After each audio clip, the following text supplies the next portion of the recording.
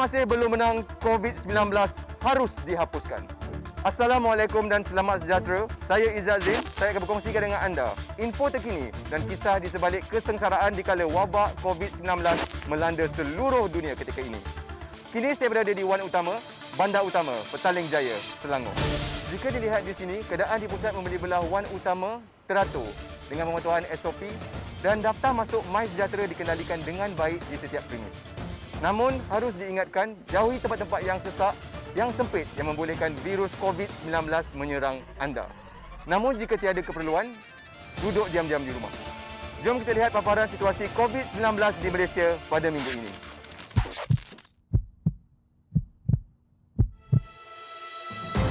Pada 26 Mei 2021, kita telah mencatatkan bilangan kes baru tertinggi sejak bermulanya pandemik COVID-19, iaitu sebanyak 7,478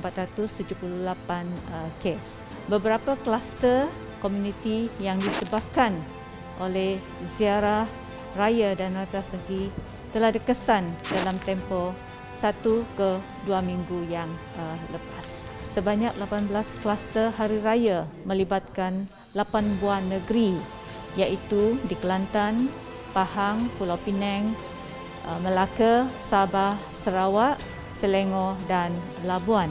Dengan jumlah 636 kes telah dilaporkan. Perayaan Pesta Menuai pada 30 dan 31 Mei dan Hari Gawai pada 1 hingga 2 Jun akan disambut. Ambillah kejadian kluster Hari Raya sebagai satu pengajaran agar tidak merentas daerah atau negeri dan tiada aktiviti kunjung-mengunjung atau perhimpunan. Hasil surveillance genomik yang dijalankan oleh Institut Penyelidikan Perubatan atau IMR ke atas sampel COVID-19 sehingga 23 Mei 2021 telah mengenal pasti 8 kes dijangkiti dengan varian United Kingdom, 78 kes yang dijangkiti dengan varian South African dan 6 kes yang dijangkiti oleh varian India. Penularan varian of concern VOC dalam komuniti adalah amat membimbangkan. Varian-varian VOC ini dikaitkan dengan kadar penularan yang cepat dan kadar kematian yang lebih tinggi.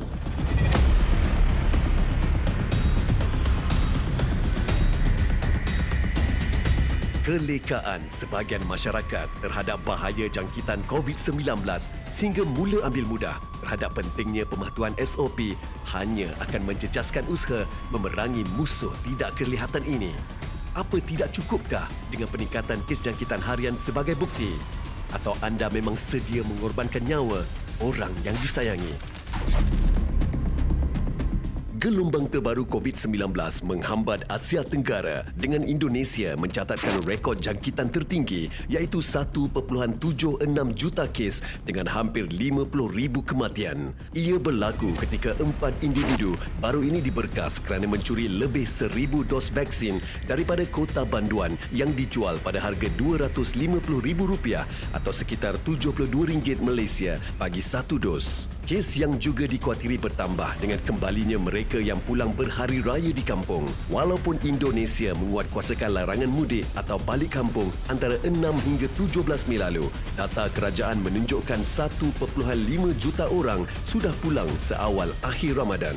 Filipina pula mencatat lebih 1.19 juta kes jangkitan dan 20,000 kematian ketika kerajaan yang berkempen menggalakkan rakyatnya mengambil vaksin berdepan isu penjualan haram suntikan COVID-19 atau slot vaksinasi yang mencecah RM15,000 atau hampir RM1,300 Malaysia. Thailand yang mencatatkan lebih 126,000 kes positif menyambung tempoh daruratnya sehingga akhir Julai ini. Dicetuskan daerah hiburan malam di Bangkok, April lalu ia merebak sehingga kes bertambah 4 kali ganda dengan jumlah kematian meningkat 7 kali ganda.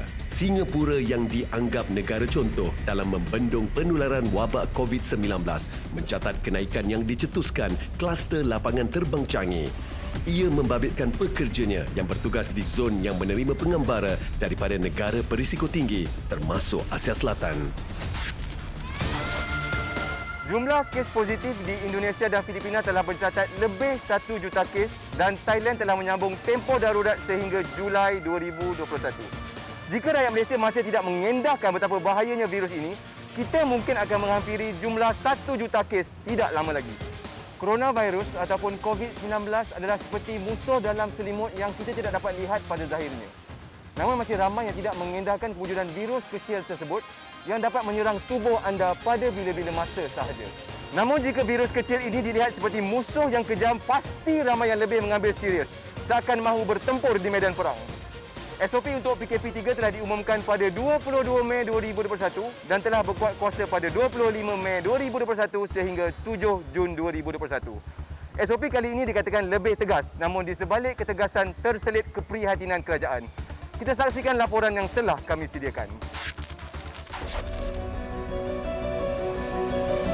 Operasi kedai makan, gerai makan, kenderaan bersaji, penjaja, gerai makan ataupun kios. Jika dulu daripada 6 pagi hingga 10 malam, sekarang ini 8 pagi hingga 8 malam. Pelaksanaan Perintah Kawalan Pergerakan atau PKP secara menyeluruh akan menjejaskan 2.8 juta rakyat yang bekerja sendiri atau mengambil upah harian. Peniaga mengakui masih boleh meraih pendapatan walaupun sukar lantaran tempoh perniagaan dihadkan antara 8 pagi hingga 8 malam. Dan situasi semasa jangkitan kes COVID-19 membuatkan ramai mengakui bimbang berdepan cabaran lebih besar kelak. Terima kasih banyak-banyaklah bagi kami semua lah. Kuasa ni boleh berniaga macam biasa. Masih okey lah. Daripada tak boleh berniaga langsung kerja je. Sebelum ni kerja dengan orang. Boleh ada rezeki buat part time berniaga sikit. Pada dari saya macam tak ada masalah lah sebab saya memang berniaga start. Memang saya berniaga pagi lah. Untuk perniagaan saya, kira Alhamdulillah lah, boleh beroperasi seperti biasa. Sekarang ni lebih ramai peniaga daripada pembeli. Sebelum ni sampai pukul 3 pagi sebab buka petang kan. Bila kata PKP kan dia ada ubah-ubah masa tak tentu kan. Yang ni kira okey lagi lah kita boleh niaga kan. Sebab kita harap ni panda gerak-gerak tu pun tak banyak sekarang. Sama je kalau ikut customer pun sikit, lepas tu ada panda pun banyak kurang lah. Kebebasan kita terhad. Saya rasa ini satu pengalaman luar biasa untuk saya.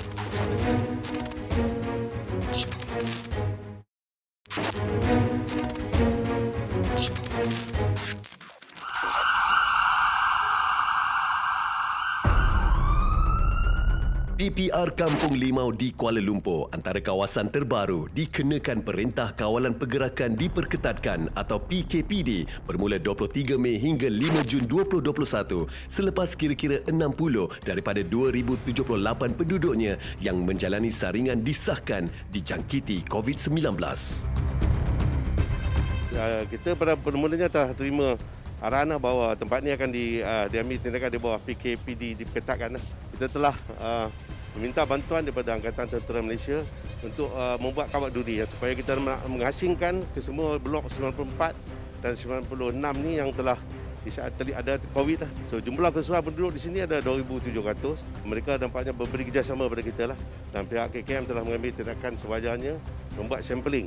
Dan juga ada yang separuh daripadanya telah pun dihantar ke MAIB lah. Hampir 50 hingga 60 kes positif dikesan dalam 2 minggu terakhir ni lah. Peningkatan kes mendadak ni puncanya pun sebabkan oleh kawasan penduduk ni yang padat lah. Kita risau pasal mereka boleh membawa jangkitan kuman COVID-19 ni ke komuniti di tempat kerja. Oh, cik rasa macam terseksa lah. Macam kita punya kebebasan kita terhad. Sampai kan kita nak tidur tak boleh, dia punya tekanan tu kan, macam rasa macam luar biasa. Susah pergerakan tak boleh. Kita semua yang tak boleh, semua matilah. Semua pergerakan habis. Situasi di Pusat Kuarantin dan Rawatan COVID-19 di Taman Expo Pertanian Malaysia atau MAIPS makin mencabar. Pesakit COVID-19 bertambah tanpa mengira apa pun latar belakang, kayangan atau marahin, semuanya perlukan perhatian. Siapa yang mahu jadi begini? Pilihan yang ada adalah keazaman untuk pulih dan menerima ujian ini dengan hati terbuka. Assalamualaikum, selamat petang. Saya Rina Rizwan daripada Subang Istani. Saya ibu kepada 5 orang anak. Saya mendapat jangkitan COVID ni daripada anak anak sulung saya 23 tahun yang bekerja dekat Batu King. Ke semua anak yang ada, yang 5 orang semua kena. Jadi untuk yang 3 anak di rumah sekarang ni, diorang dah boleh, diorang dibenarkan pulang daripada pusat kuarantin, diorang dah selesai dah.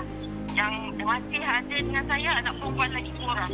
Tersentuh juga hati tengok diorang dalam keadaan tak sihat sebab anak saya asma 3 orang tu. Saya cuma bagi dia nasihat, banyakkan berzikir, dekatkan diri pada Tuhan. Saya seorang diri kan, tapi apa yang ni hikmah, aku sedar di hikmah dia, kita mesti boleh.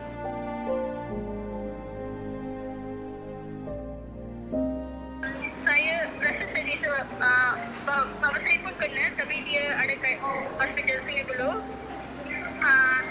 Kita masuk kat sini, ibu saya pun kena positif, tapi ibu saya ada kat ward ke bawah. Abang-abang saya kena semua. Kita orang rasa risau, tapi saya berasa selamat sebab kita hopefully back to normal position. Saya rasa ini satu pengalaman luar biasa untuk saya. Cuma yang saya nak beri pesan benda ni, semua orang akan kena. Kalau kita tak berhati-hati, tak amalkan yang SOP ke, memang kena penyakit COVID ni. Bukan kupinta untuk menjadi penghuni sementara di MAEF. Bukan kupinta untuk dipandang hina oleh masyarakat dan bukan kupinta untuk menjadikan MAEF rumah kedua. Itulah luahan hati beberapa pesakit positif COVID-19 yang kini menerima rawatan di MAEF. Kami doakan kesihatan mereka berangsur pulih. Pusat Kuarantin dan Rawatan COVID-19 atau singkatannya PKRC telah menggabungkan 16 agensi di bawah satu bumbung. 16 agensi ini disatukan untuk memastikan operasi-operasi seperti keselamatan, pengawalan, pemakanan, pematuhan SOP dan sebagainya berjalan dengan lancar di MAEF. Jom kita saksikan tinjauan di MAEF.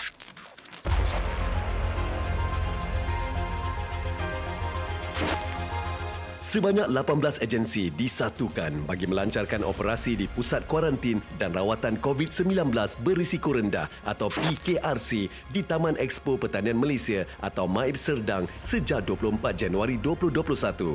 Kru Bantras COVID-19 meninjau usaha pemantauan dan rawatan yang dijalankan. Untuk pesakit-pesakit yang masuk ke sini, so maksudnya pesakit-pesakit ni akan dibawa melalui sama ada daripada COVID Assessment Center di luar ataupun daripada PKD. Kita punya pengoperasian Pusat Kuarantin dan Rawatan COVID bersepadu MAEF 2.0 ni dipengerusikan oleh NADMA dan juga Setiausaha Kerajaan Negeri Selangor. Di bawah NADMA dan juga SUK ni kita telah mengaktifkan sebanyak 18 buah agensi daripada KKM dan lain-lain lah. Tugas saya dan juga anggota di sini tugas utama adalah untuk menjaga keselamatan para petugas di sini. Untuk tim ATM di sini, kami mempunyai 3 tim iaitu tim perubatan, tim pos kawalan dan juga tim tugas-tugas khas. Sebelum mereka gerakkan di red zone, mereka-mereka ini akan diberi pendedahan bagaimana untuk donning and doffing. Kami membantu pihak APM mengagihkan makanan di dalam hall. Itu DG, D1, Hall B dan Hall C. Di PKRC ini adalah makanan, kita ada dua jenis makanan, iaitu makanan yang normal untuk normal pesakit, yang mana semua pesakit akan mendapat makanan yang sama. Dan yang kedua adalah pesakit yang menghadapi masalah kesihatan, contoh kecil manis, darah tinggi. Mereka ini dipanggil special diet. Biasanya kita ada masalah dengan pesakit yang special diet kerana mereka akan request ataupun mohon makanan yang berbeza. Antara cabaran utama yang perlu dihadapi oleh setiap frontliner yang berada di PKRC MAEF ini, juga termasuk daripada Jabatan Bomba dan Penyelamat Malaysia, adalah tempoh masa yang lama memakai PPE. Para petugas ini perlu memakai lebih kurang 2 hingga 4 jam. PPE ini adalah highly infectious di mana kita buang di dalam tong kuning kita ya, biohazard, dan tong kuning ini akan diselenggarakan oleh pihak Redicare di mana pelupusan secara berkala dilakukan, dan pelupusan ini dilakukan dengan incinerated ya, di mana dia akan memastikan pembasmian kuman itu berlaku. Pada awalnya kita beroperasi, kita memang beroperasi sebagai sebuah pusat kuarantin berisiko rendah, iaitu kita hanya mengambil pesakit-pesakit dalam kategori 1 dan 2 tadi. Pada bulan Januari tahun ni, kita telah mula beroperasi sebagai sebuah konsep bersepadu, iaitu the full spectrum of pesakit daripada kategori 1 sampai kategori 4. Sebab itu kita memanggil semua koordinasi ini sebagai bersepadu. Aku ni akan mati ke? Dia cabut intubated tu, dan dia akan buat video call dengan saya. Itu paling saya risau.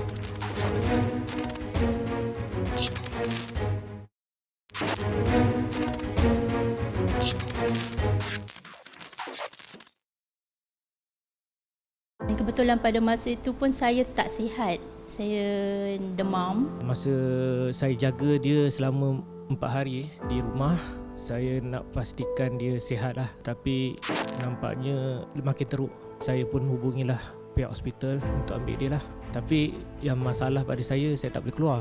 Sebab time tu saya tengah kuarantin dengan semua anak-anak.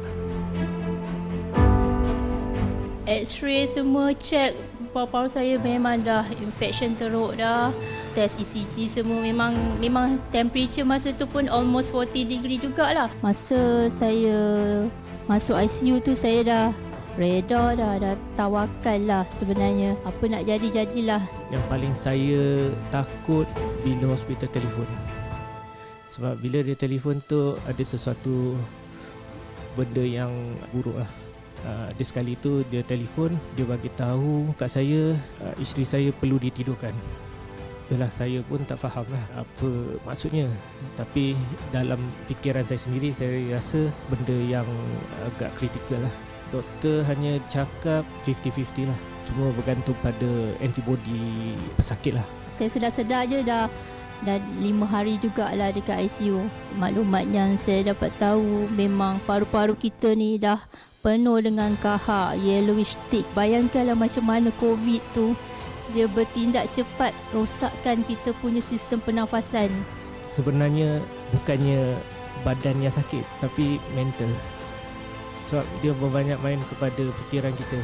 Nak jaga keluarga kita yang dah kena COVID, kita sendiri dah kena COVID, wife dekat ICU. Saya pun tak boleh nak cakap apa lagi dah. Saya hanya pasrah je lah. Sebab saya tengok banyak video pun, biasanya orang yang masuk ICU chances rendah. Mind kita kena strong. Dengan keadaan kita macam tu kan, memanglah kita rasa aku ni akan mati ke.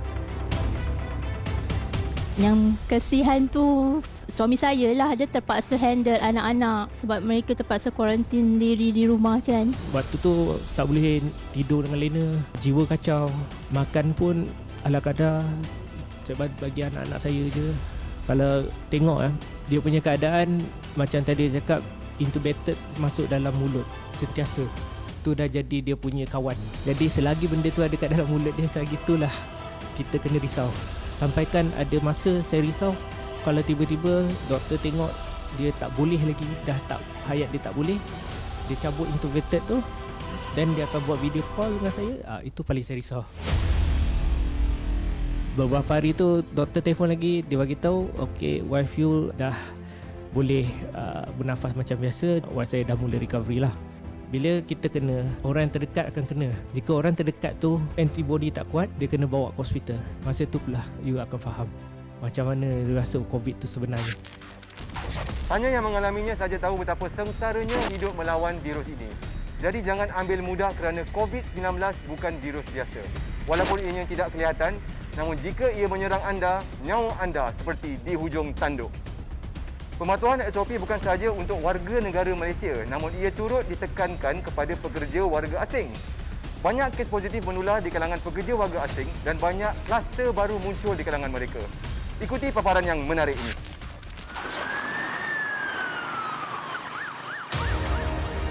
Sikap sambil lewa memakai pelitup muka di dagu oleh segelintir warga asing di kawasan Pasar Borong Kuala Lumpur memang menggusarkan. Bagi peniaga, bagaimanapun soal pematuhan SOP amat dititik beratkan dalam usaha memutuskan rantaian jangkitan COVID-19 sekaligus memastikan kelancaran operasi perniagaan dan mengelak berdepan tindakan. Saya tak pakai mask, saya tak biasa tu. Tapi banyak semua berdiri pakai mask lah. Diorang semua dah tahu lah. Dah jadi biasa kan. Yang tak pakai mask, diorang mesti akan jaga janggal. Semua benda kita ikut je lah, kita follow lah. Benda pun dah tetap kan semua. Tuhan pun ada tulis semua buat untuk kita. Kita follow lah. Susulan operasi pembersihan warga asing Jun tahun lalu, Pasar Borong Kuala Lumpur kini diisi tenaga tempatan. Namun tiada kompromi dalam pematuhan SOP, baik tauke ataupun pekerja perlu mengemukakan salinan terbaru keputusan saringan COVID-19 bagi memasuki premis. Selepas kita buat perbincangan dengan KKM disebabkan ada berlaku kes positif dalam pasar, so KKM bagi arahan untuk sesuatu tempat yang kawasan itu didaftarkan high, berisiko tinggi, perlu melakukan ujian swab test lah sebelum beroperasi. So antara arahan itu kena buat ujian swab test, antigen dan juga PCR. So kita lebih prefer kepada PCR kerana keputusan dia tepat lah. Jadi sesiapa yang nak masuk dan berurusan dalam Pasar Borong, terutama pekerja, pelesen, pembantu dan juga kumpulan-kumpulan atau agensi lah yang terlibat dalam Pasar Borong ni, dia kena buat PCR test tu. Masa berada dalam Pasar Borong, sila patuhi norma-norma berikut. Yang pertama, sentiasa pakai pelitup muka dengan kemas. Kedua, sentiasa amalkan penjarakan fizikal 1 meter antara satu sama lain. Yang tiga, selalu sanitize tangan anda selepas habis berurusan. Jadi apa tugas kita? Apa tanggungjawab kita sebagai rakyat Malaysia? Jadilah masyarakat yang prihatin. Jadilah masyarakat yang bersatu padu. Jadilah masyarakat yang mematuhi SOP agar satu hari nanti virus kejam ini akan lenyap dari muka bumi ini. Bak kata pepatah, bulat air kerana pembentung, bulat manusia kerana muafakat. Ayo sama-sama kita memerangi COVID-19 ini. Patuhi SOP. Ingat, pakai pelitup muka, sentiasa mencuci tangan dan gunakan hand sanitizer. Panteras sampai tumpas. Kita mesti menang.